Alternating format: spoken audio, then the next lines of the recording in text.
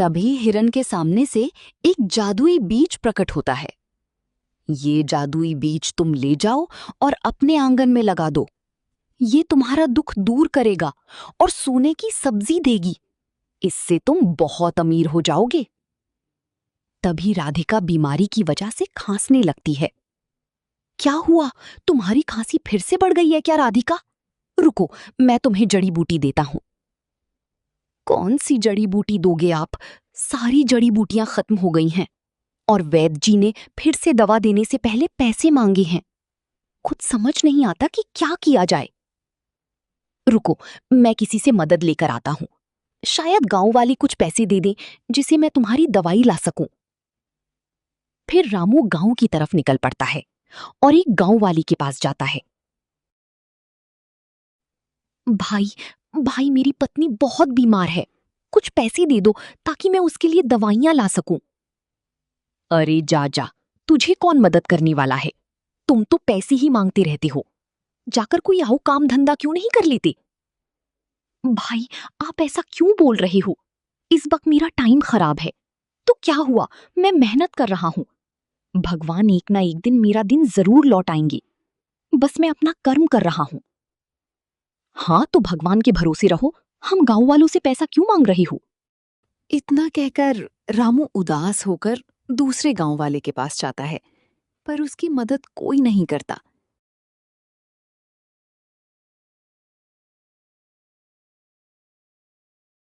रामू उदास होकर घर लौटता है और मन ही मन सोचता है, मैं और मेरी फूटी किस्मत, लगता है कभी मेरा पीछा नहीं छोड़ने वाला। फिर अगली सुबह रामू कुल्हाड़ी लेकर घने जंगल की तरफ निकल पड़ता है। रामू रोज की अपेक्षा आज थोड़ा जंगल के अंदर जाता है और लकड़ियां काटने लगता है। तभी एक रहस्यमयी आवाज आती है। अरे, तो जंगल में ये आवाज कैसी? पहले तो कभी मैंने ये आवाज नहीं सुनी। मुझे जाकर देखना चाहिए, आखिर ये आवाज कहाँ से आ रही है।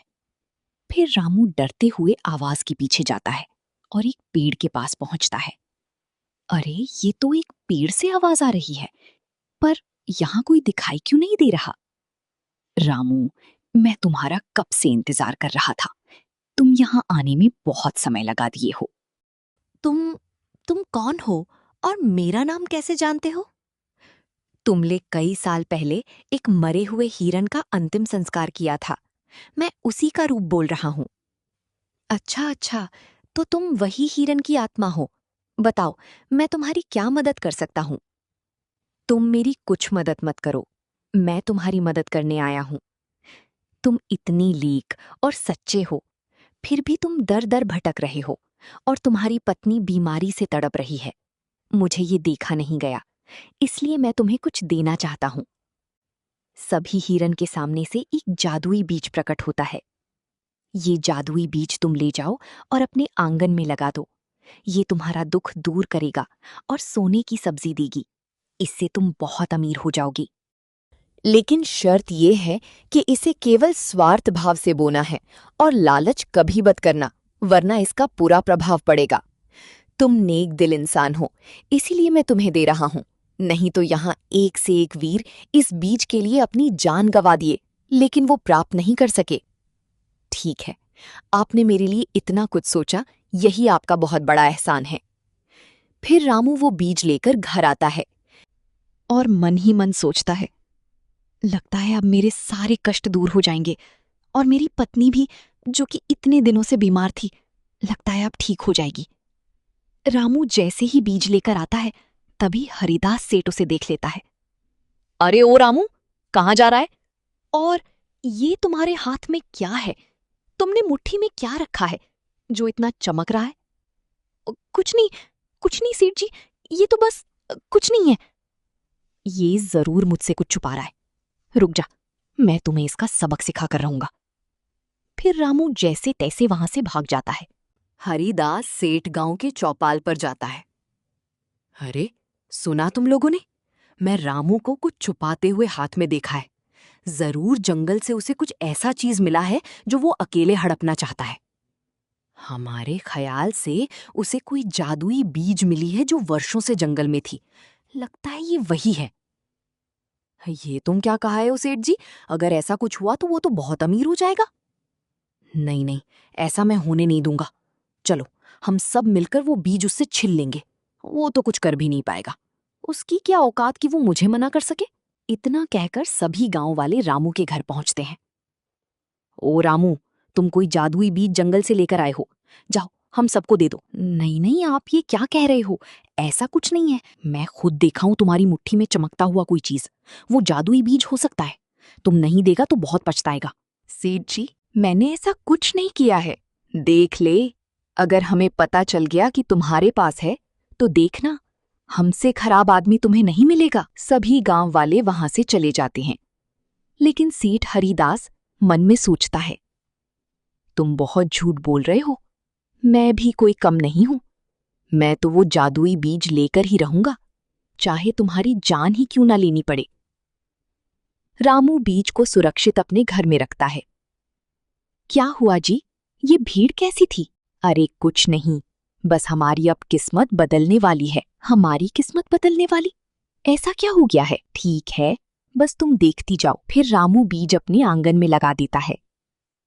फिर रात को रामू अपनी पत्नी से कहता है, देखो राधिका, भगवान में चाहा तो सुबह को कुछ चमत्कार हो सकता है और हमारी किस्मत बदल सकती है।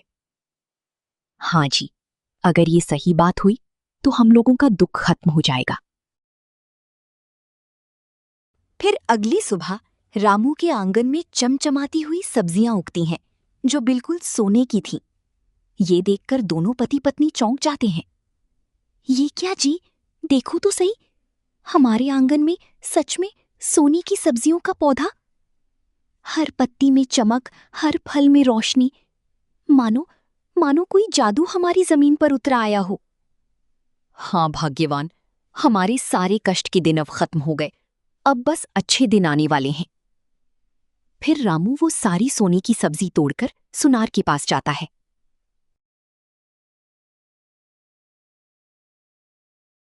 सुनार जी, ये सब्जियां सोने की हैं। आप इसे रख लीं और इसकी कीमत मुझे दे दी। अरे, इतनी कीमती सोने की सब्जी तुम्हारे पास ये सब कहाँ से आ गया? कुछ नहीं, बस वो मेरे घर में बरसों से रखा था। इस समय काम अच्छा नहीं चल रहा है, इस वजह से मैं लेकर आया हूँ बेचने के लिए।